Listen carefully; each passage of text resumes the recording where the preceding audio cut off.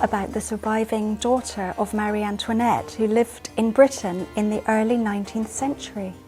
This is the story of Marie Thérèse Charlotte de Bourbon, also known as Madame Royale, subject of a major screen adaptation.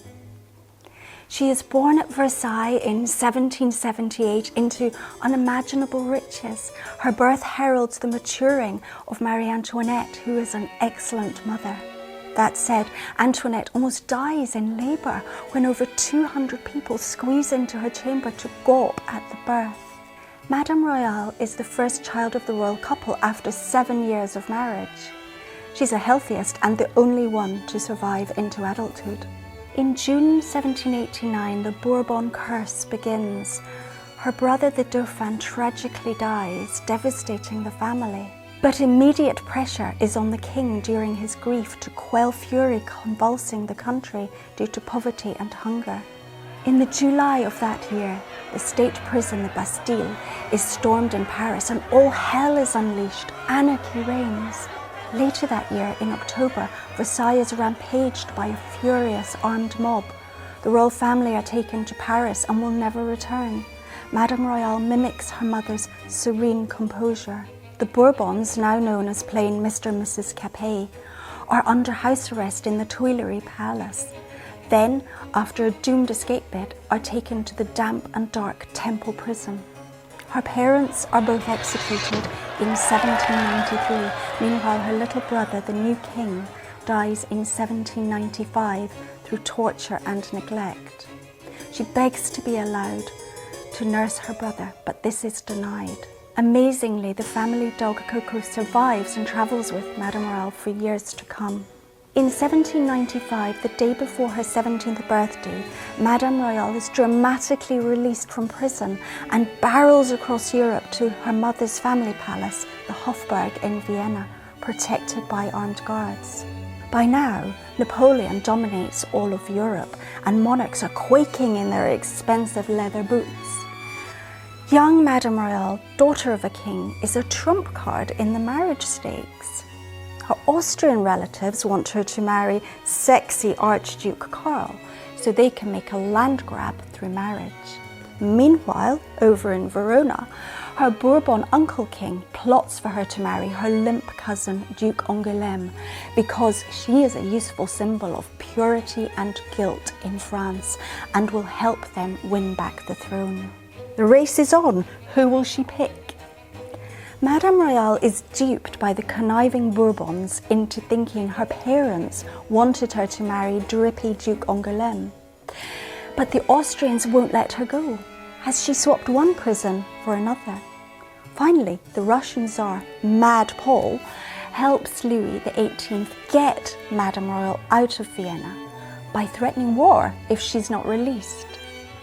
She travels to Latvia to marry Angoulême. The wedding is set up to happen quickly, as they are fearful she will change her mind if she spends too much time with the lackluster prince, whose only passion is for military uniforms. The love letters he wrote to Madame Royale were actually penned by the old Uncle King. When the Tsar makes up with Napoleon, he evicts the Bourbons from the ducal palace in Latvia during one freezing winter of 1801. They are to leave right now, in bitingly cold January. Madame Royale and her uncle must cross the snowy wastelands by carriage and on foot. Penniless, she secures a loan on her diamonds. She helps her chubby, gouty old uncle by taking his hand across the snow. Well, over the next 13 years, Madame Royale publishes her memoirs as propaganda, becomes an international celebrity, lives as a guest of royalty around Europe, including at Hartwell House and at Holyrood Palace in Edinburgh, enjoys the company of the Prince Regent at Carlton House, and loves the novels of Frances Burney. All the while, she holds her parents in her heart. Now, for PR reasons, she is presented to the French as an angel, a saint, a martyr. They visit her cell in the Temple until Boney has it demolished. Those damn Bourbons are still making him paranoid. In fact, she's not a total angel. She's fun-loving, enjoys the company of wild alpha males, and has a great sense of humour. She's a brilliant horsewoman and billiards player, thrashing the boys. She loves spa days at Bath and Vichy. She loves theatre and opera. In April 1814, the Bourbons are back. They arrive in Paris to a cavalcade of approval. Louis XVIII is king. All his scheming has paid off. Unfortunately, he can hardly walk due to gout, but no matter, because popular Madame Royale smooths the way. She's young and kind of pretty. Mind you, she's not the peachy-cheeked child of portraits of yesteryear. But the king often has to tell her to stop looking like a ghoul and wear some rouge, for God's sake. Madame Royale is loved by the people and glad to be home. But understandably, she suffers terrible traumas in France when triggered by childhood memories.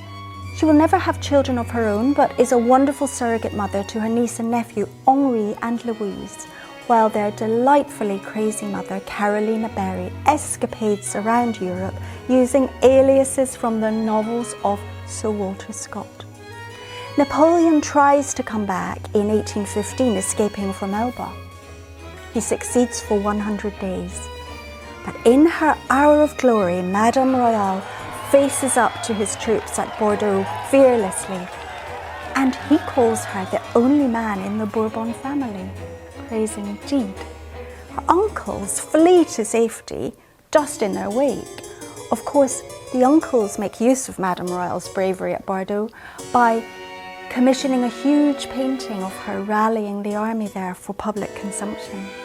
Well, the Bourbons ruled for another 15 years under Louis and then Charles X, but in 1830 they're busted flush. For half an hour, Madame Royale is Queen of France, but under pressure her husband signs the document of abdication, as well as his father Charles X.